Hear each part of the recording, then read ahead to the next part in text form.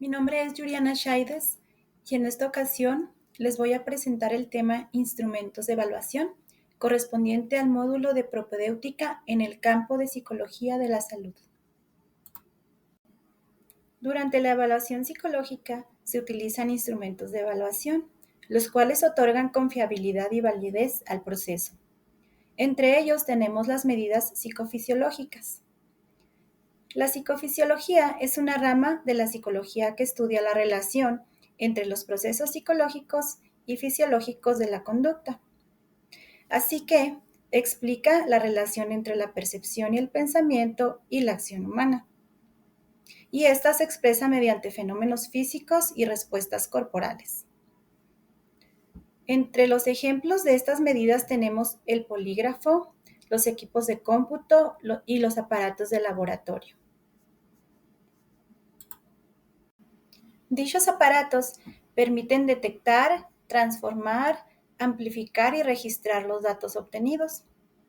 El polígrafo otorga una respuesta psicológica somática y se puede utilizar para la evaluación de fobia social, de ansiedad generalizada, problemas musculares, problemas de sueño y procesamiento de información.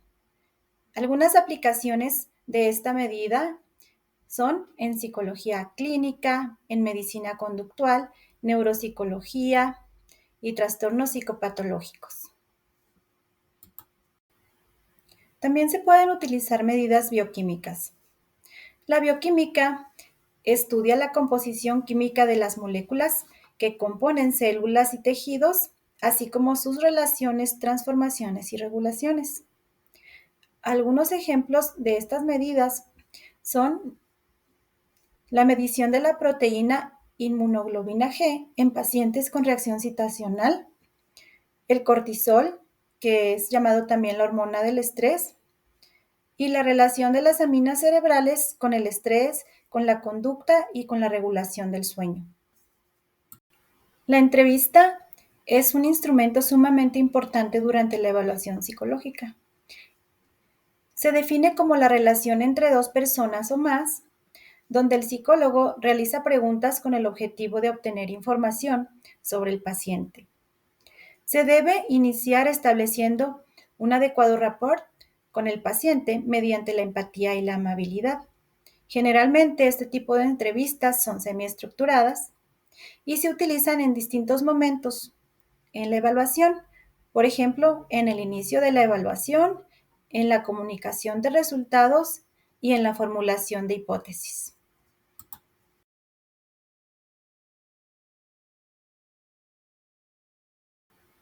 El cuestionario consiste en una serie de autoinformes que se encuentran estructurados en uno solo. También se pueden denominar inventarios, repertorios, listados o escalas. Se encuentra constituido por un formulario de preguntas o aseveraciones, las cuales el sujeto deberá responder de una manera dicotómica. Por ejemplo, sí, no, falso, verdadero, o respondiendo de acuerdo a su grado de conformidad con cierta aseveración. Las pruebas o test psicométricos, de acuerdo a Cattell, son procedimientos que permiten la recogida de muestras de un comportamiento de un sujeto, con la finalidad de inferir un constructo psicológico que sea en suficiencia sistemático y que permita ser repetible y comparable.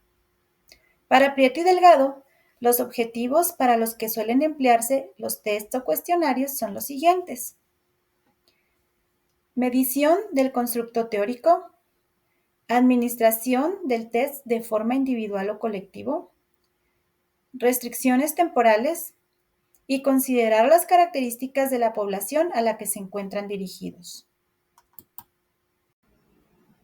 La observación.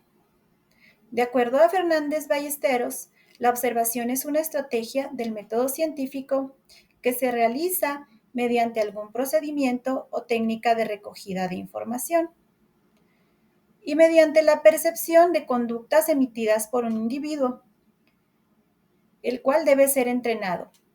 Este individuo puede ser un observador participante o no participante y se debe anotar y registrar la información que se ha observado. Las características del método observacional son las siguientes.